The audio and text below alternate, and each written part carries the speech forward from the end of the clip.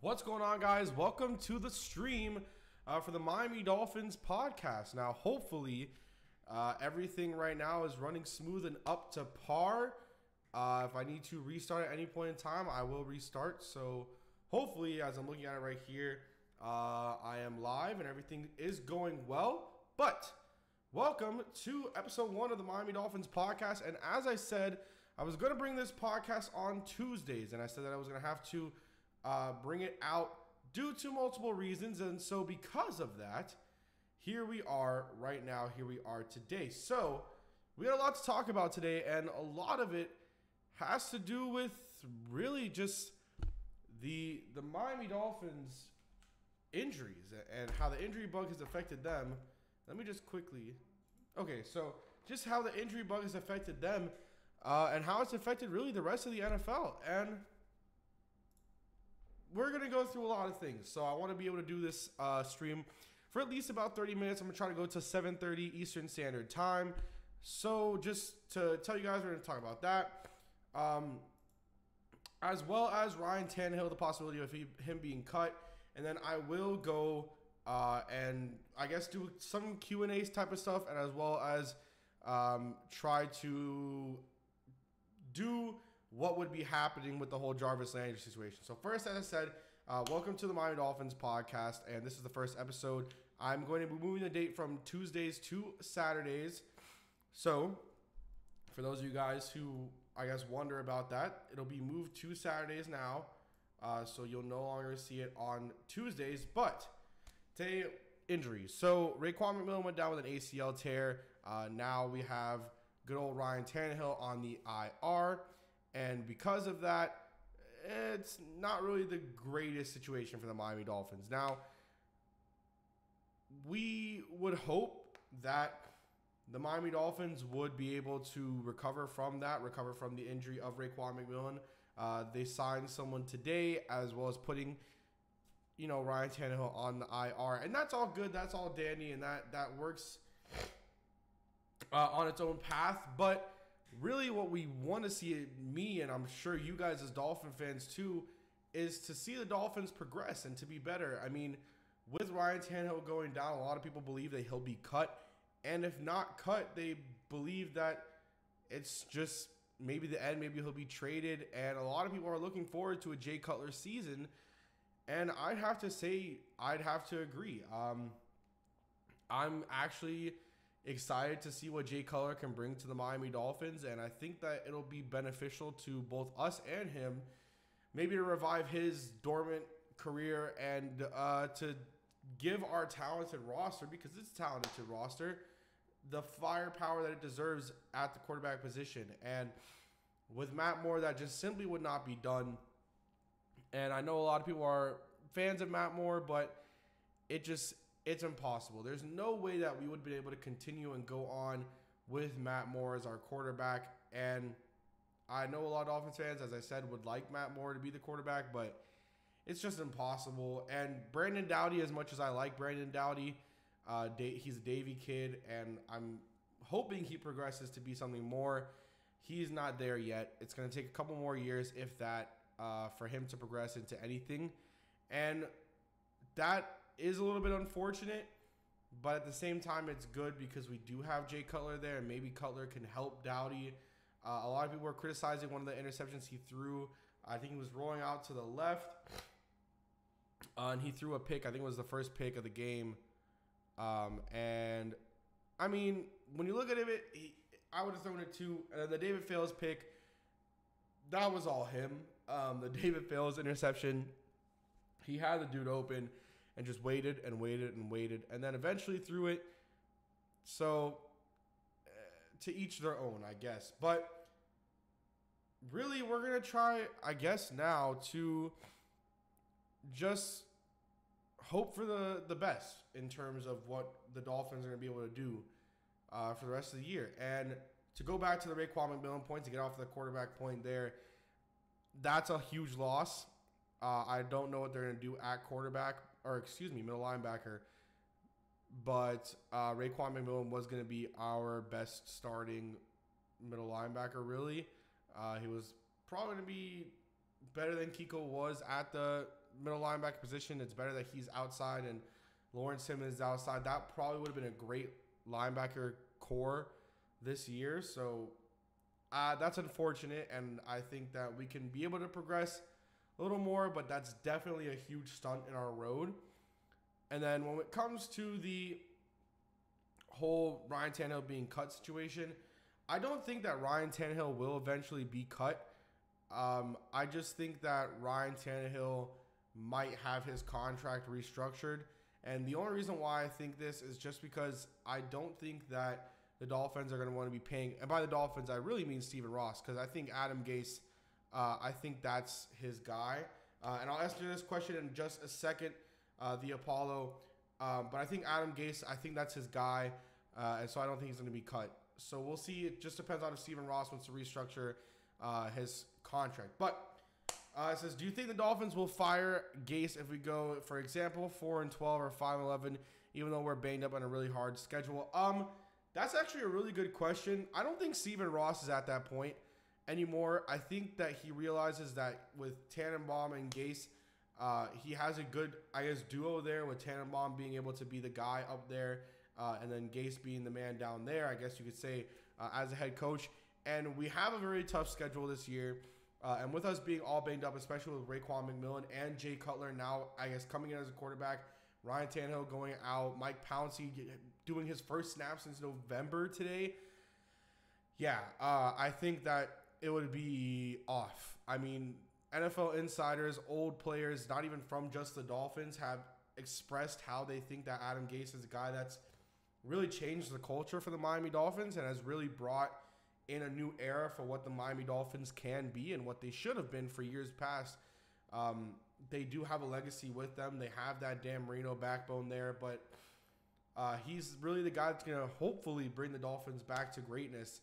And we'll see. We'll see what happens this season. I'm going to have my season predictions out soon. I'm not too sure when. I have to really go in depth at the rosters of each team and their strengths and all that sort of stuff, so I can make a really nice one this year and not the really bad one I made last year. So I will be working on that. But thank you for your question. If you have anything else, any other questions, let me type them in the chat. I'd be happy to answer them. But to continue the whole thing about Ryan Tannehill, I don't think he'll be cut. I think he'll get his contract restructured. I think next year he makes $19 million, $18 million, somewhere around that ballpark. And so I think the Dolphins will eventually restructure his contract coming off of a torn ACL going into his 30s, I believe. Let me just check that actually really quick. But I believe Ryan Tannehill will go into his 30s next year. I think he's 29. Yeah, so this time next year he'll be 30 years old. So, I think, we'll figure that out. So, another question, does Tannehill injury concern long-term affect Jarvis Landry contract situation? I think you mean will that hurt the Jarvis Landry contract situation?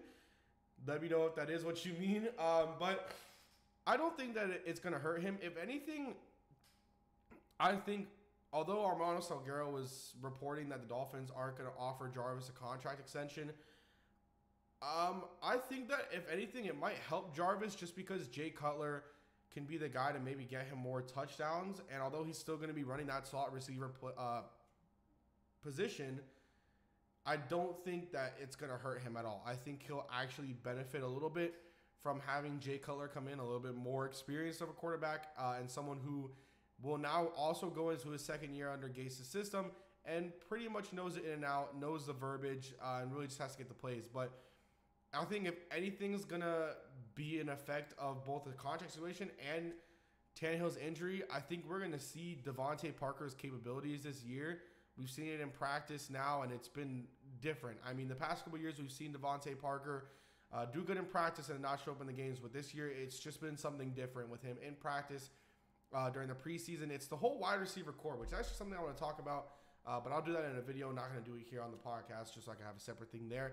So I don't think it's going to affect Jarvis Landry's contract. I think it might benefit him in a way in terms of he might get a little more touchdowns, maybe some more receptions. I think it affects more Tannehill than anybody else. And then with the backtracking again towards Devontae Parker, I think that Tannehill going down benefits Devontae Parker and Julius Thomas, as a matter of fact, more than anybody else. So hopefully we will continue to see how things play out. Now, speaking of Jarvis Landry, I wanted to talk about the possibility of him being traded. Now, I know for a lot of Dolphins fans, myself included, and I made it, as I said in the video, I think that Jarvis Landry is the heart and soul of this Miami Dolphins team. I think that he lives and breathes what it means to be a Dolphin, and he does it how Dwayne Wade did it for the Heat, and Udonis Haslem has done it for the Heat. He takes in the culture, as you see Kenny Stills doing now, as well as Michael Thomas.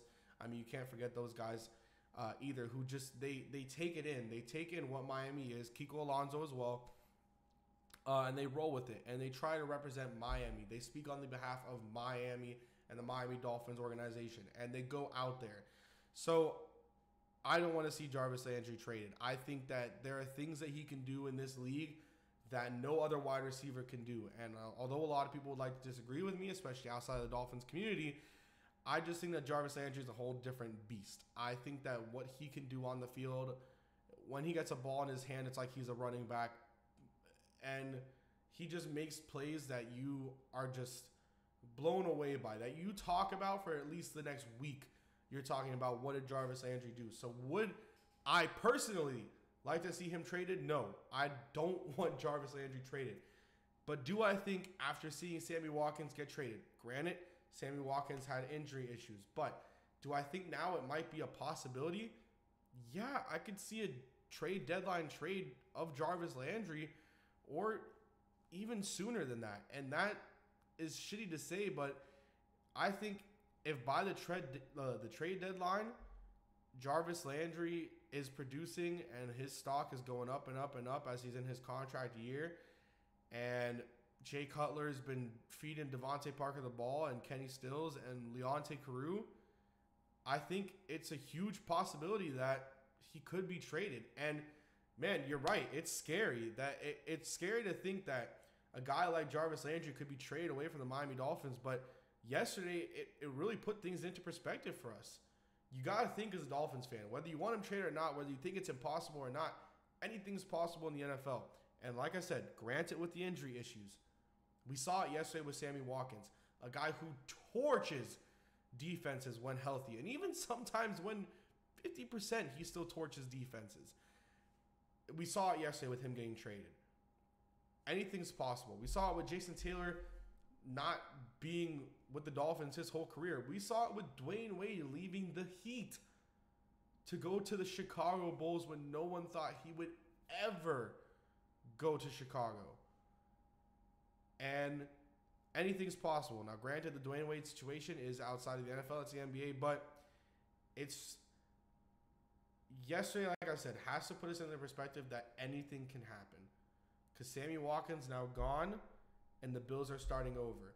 The Dolphins aren't starting over, but I would like to think if someone offered them a first and maybe a starting caliber linebacker or corner or whatever their need is at that time by the trade deadline, and Jarvis' stock is going up and they think that Jarvis can provide for them, I don't think is out of the range of possibility. And shit, that's scary, man. Like, just thinking to myself, it's scary. Like, I don't want to see it happen, but I think it's a possibility. Now, he's the only guy I think that's on this roster that is at the risk of being traded. That's a star caliber player. So that could be interesting. I don't really know where we would trade him to, though. That's the only thing. When I really think about that and I think about trade partners, I don't know who would give up an arm and a leg for Jarvis Landry. We'll see, though. But to get to this really quick, do you think there is a possibility of Matt Moore beating Cutler to the starting job come regular season? No, I think that Matt Moore has shown us time and time again that he is a backup. And it's just, that's what it is. He is a backup quarterback in this league. Although a very good backup, like a Matt Schaub, to an extent like an A.J. McCarron, to an extent, although A.J. McCarron, very less experienced, like a Jimmy Garoppolo, although Garoppolo has starting capabilities. Matt Moore doesn't have starting capabilities. He showed us in those 3 weeks that he can keep things rolling, but they will fail. If I've said this since last year after the game, I'll say it right now, months later, if Ryan Tannehill started that game against the Steelers, no doubt in my mind, Dolphins win that game. The Steelers got lucky on so many occasions of us having Matt Moore as our quarterback that it didn't help the Dolphins progress. So do I think there's a possibility? I mean, it's possible, but I think that he's just a backup quarterback. And I think he's shown us that time and time again. And it would have, if other teams believed he was a starting quarterback, what was it, 2 seasons ago a season ago, I guess, when Adam Gase came in, I think they re-signed Matt Moore. I think people would have been knocking on his door for a starting job, and no one did. Or else, why would he come back to back up Ryan Tannehill again? And now he's going to back up Jay Cutler. It's just what's going to happen. Jay Cutler will beat him out for the job. Jay Cutler has a way better arm. And I mean, look, regardless of what anyone wants to say about Jay Cutler, now I got to defend him because now he's a Dolphin. There are just things that he can do that it's like a lot of people keep saying he's like the tease of the NFL, like the strip tease of the NFL. And admittedly it's funny, but man, the arm that dude has, it's absolutely insane. How's it going? I'm C21. I think there's a chance it's not going to happen. I don't think so either. This is Justin Warner. This is dope. Do this type of stuff more, just a chill Dolphins conversation. I want to do that more. I just have to find the time to do it. And just now I was going to go down and record a video. I was going to record a couple of videos just now, but I was like, I have the time that I would have used to record a video to just stream. So I thought might as well stream. So, let's get another question. So, do you think that Fales will beat Dowdy to number 3? Also, is Charles Harris above the level of Andre Branch? Man, I wish that YouTube wasn't so goddamn like harsh on copyright, because I could probably cut some clips up and do like a review of how Charles Harris did on his preseason game. But if you looked at Charles Harris, he did pretty well for his first preseason game. Now, obviously, we didn't see him sack the quarterback, but he was chasing the quarterback around. Granted, 2s and 3s, and sometimes with the 1s. But I think that he could. I think come mid-season, he'll definitely be miles above Andre Branch, and they'll be going in and out. But he's definitely the replacement for Cam Wake when Cam Wake retires. So I don't think we'll see like an Andre Branch trade if Charles Harris gets better. So we'll see. Moore will look. Oh wait, so you said do you think Fales will beat Dowdy number 3? No. Man, I don't know about you if you were watching the game like I was, but there is no way that David Fales can beat out Brandon Dowdy for that number 3 spot. And like, you just saw it. From the interception he had rolling out to the right, he had, I think, number A2, whatever his name is. Dude was rolling out. Goes, and as he's rolling out, he has a man wide open. Bob Greasy even said after the interception that he kept saying, throw the ball. Why didn't he throw the ball? And they were saying he wasn't open. Bob Greasy said he was open, which he was if you watch it. Rolls out. He's got a receiver right here. Waits till the very last second when he gets to the sideline and throws it over his head for a pick. Like, Dowdy's interception, at least it was like, okay, I would have thrown that pass. That looked like a legitimate option to me. I would have fucking thrown that pass. I didn't give a shit. Like, that looked good to me. And I'm not saying that because I like Brandon Dowdy. He looked good. That throw that he did to Leonte Carew, granted, Carew made that adjustment, and that was very nice on his part. That, that was a good change of pace for Dowdy. And it shows that he's developing. It shows that he's used the ear of having Dan Marino on his side. So do I think Fales does it? No, I think Fales gets cut quick and simple. I think that's it for David Fales. Whatever. I mean, honestly. Moore will look okay, but Cutler will undoubtedly be a starter. Yeah, Moore is just, he's a backup. Jay Goetler has a cannon. Yeah, that dude's got a motherfucking cannon, man. Jesus Christ. First practice, throwing bombs to Jakeem Grant and Devontae Parker. Like, this dude hasn't played an NFL game since when? Like late November, December, around there, and like, oh my God. Derek Barnett was amazing stat wise. What was his stats? I didn't even see his. Wait, the Eagles did play. If you could drop down the stats down below. I haven't been watching all the preseason games. I watched the first day of games on Thursday when we played.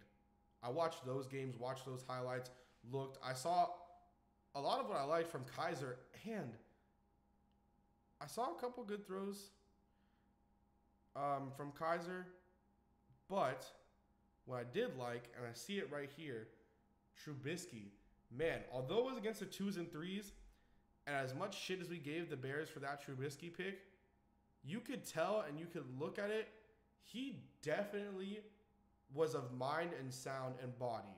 He knew where he wanted that ball to go, regardless of 2s and 3s. I think if they give him a chance to start for the next game, when's the Bears' next game? Let me look this up really quick, and then I'll get back to my point. The Bears' next game is Thursday. Oh, wait, that was... Oh, my God, I'm stupid. That was already... Next game is Saturday, August 19th. If they give him a chance to start against the Cardinals, that one's at 10 o'clock. Man, I think he has a legitimate chance of pulling off something at least. Like, I think it looks good. I don't know about you guys, but, man, Trubisky looked good to me. Fails interception was bad. Yeah. Oh, my God. Cutler does that a lot, too. Yeah, I've seen a lot of people comment on Cutler's ability to throw interceptions, but he got his, career low with Gase at 11, and I think he can get a little lower than that. I think he has an above-average offensive line now, and one thing which I might think, now that he's been released, I think there's a possibility the Dolphins pick Brandon Albert back up. Like, I think it's a possibility, and swap him out to guard. And then you got the same offensive line as last year, except now you have Tunsil at tackle, more athletic, younger. Then you just kick Brandon Albert inside to guard. So I could see it. Mike Glennon was awful, and Trubisky looked great in week 1. Yeah, Trubisky looked great.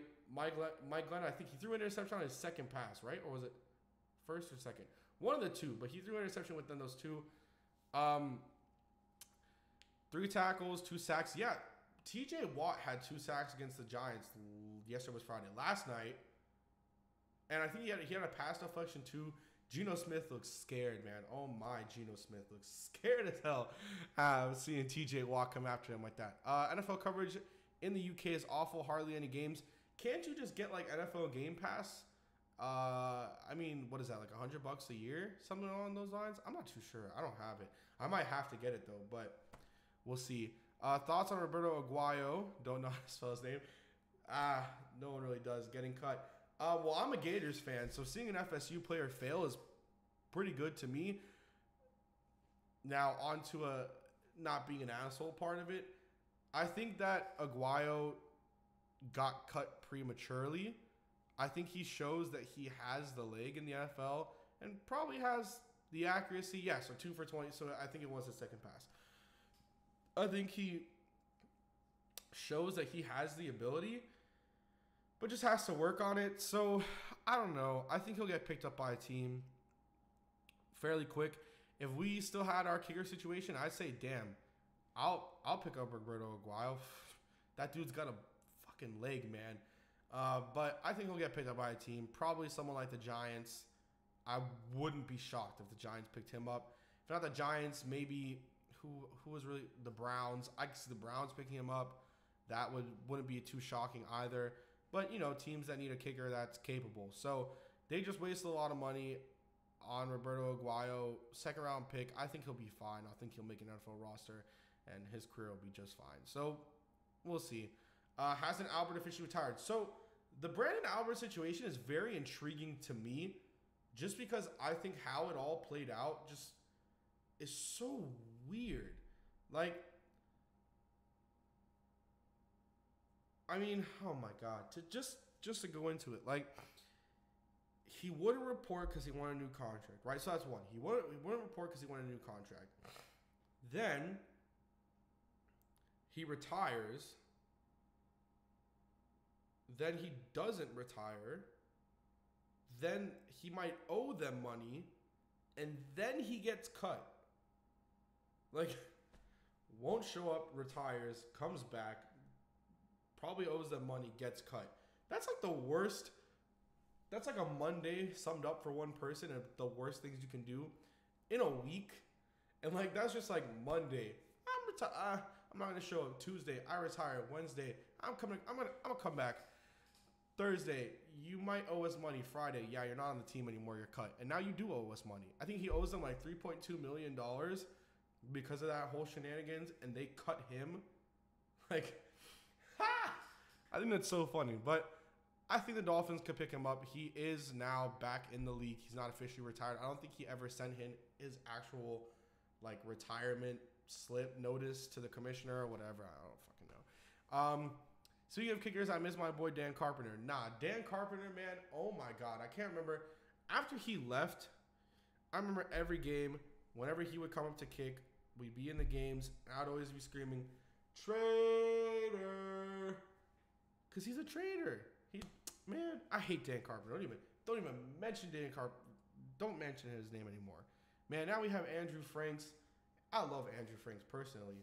I think Andrew Franks is awesome. Maybe the Bears with Robbie Gould having a bad year. Yeah, I could see the Bears too. That could be intriguing actually, because that could be an ace for the Bears. Like, a lot of people like to shit on Roberto Aguayo's first year last year, but I think Sebastian Janikowski didn't do good his first year either, and he was a first round pick. Like, let's actually look at this. If I can find Sebastian Janikowski's, that dude's name is so hard to spell. Thank God for Google. Okay, let's see. What was his first year stats? Will it show me? Oh, wait. His first year stats, his longest was a 54. I mean, the dude's got a boot. And he went 22 for 32. So, it was still good, but like, everyone was probably saying, you know, for a first year guy, that wasn't good. Roberto Aguayo cut. Dirk Corder was asked who was in the room when Roberto Aguayo was fired. Yeah, whatever. Stats. Wait, so last year he went 22 for 31. So, what is that? Basically, 22 for 32 and then 22 for 31, right? Yeah. So he even had a better year than first round pick Sebastian Janikowski had. Like, can we just process that? And they cut him. Look, Sebastian Janikowski's had a Hall of Fame career. He'll be a Hall of Famer eventually. So we'll see. I miss Caleb Sturgis. Caleb Sturgis is a Gator. And look, man, I love my Gators. But man, Caleb Sturgis was fucking awful, man. God damn, he was awful. Is Rolando McClain still banned from the league? Yeah, I believe so. We could use him because Mike Cole is straight cheeks. Mike Cole isn't bad. Look, everyone keeps shitting. Everyone keeps shitting on Mike Cole. Mike Cole's not bad. Like, he's undersized, yeah, but so is Zach Thomas.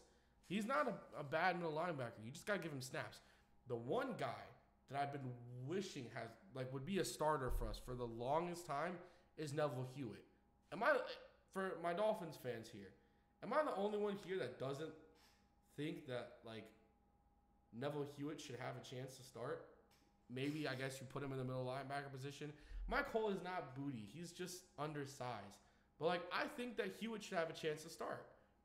I think he's proven it. I mean, that famous Gronk play where he's chasing Gronk down the field in coverage, that takes balls. And I think he was a rookie. I think Hewitt was an undrafted rookie, if I'm not mistaken. I mean, I could be wrong, but I'm pretty sure he was an undrafted rookie. Yeah. So, and at Marshall, he was a safety linebacker. So obviously, that shows he's got a talent. Last year, he had 64 tackles and a sack. The year before, he had 39, 12 assisted, and 1 interception. So that's just, he had 24 on his own, 64 on his own, 24 on assisted. So, look, I think he deserves a chance to start going into his third year now. We'll see how that goes, I guess, for Neville Hewitt. But I think that will be fine. They were talking about Ray Malaluga. Ow, shit. What the fuck? I'm like, ow, god damn. They're talking about Ray Malaluga as a possibility for the Dolphins, but if I remember clearly, Malaluga is kind of slow. I mean, I could be wrong, but Ray Malaluga is kind of slow, I think. So I'm not too sure about that one. What else can I do before I have to go? Let me see. I would take, maybe if you guys have any questions, just really quick, because I do have to go pretty soon. I just wanted to do one of the quick ones, get it done with. But if you guys have any questions you want to get answered related to sports or anything like that really quick, that could be nice before I have to eventually depart. Maybe we could try to get this a little longer. But let me just quickly look at something I mean to look at. Okay, so yeah, Ray Malaluga is one of the guys. Oh yeah, this is what I want to talk about. The whole thing about Raekwon McMillan. Everybody was giving the Dolphins shit for Raekwon McMillan being on special teams. He's a rookie, man. Like, that happens. Rookies. TJ Watt. Oh my God, I wanted to make a video about this. TJ Watt was playing special teams yesterday. And that dude had 2 sacks and a pass deflection. Like, let's be real here. Come on. Everyone's getting so mad about that. He's a rookie. He's got to prove his worth before anything. Practice is nothing compared to the real game. I mean, we're talking about practice, man. Anyways, hope you guys enjoyed this pretty short, it's a 30-minute stream. Pretty short stream. Like I said, I want to make them 30 to 45 minutes long, sometimes an hour. So, yeah, if I had some more time in my hand, I'd probably do it a little longer. But hope you guys did very much enjoy this. I'll see you guys next time. Make sure you guys subscribe to the channel if you're not. And as always,